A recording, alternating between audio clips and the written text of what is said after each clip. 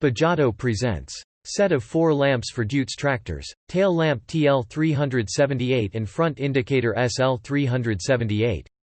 First, we talk about the tail lamp TL378. It has a tail stop function and indicator function.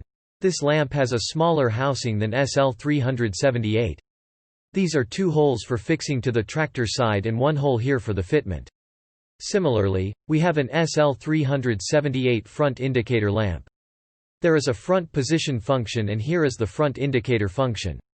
This lamp has a housing with more taper here. There are 3 holes for the fitment.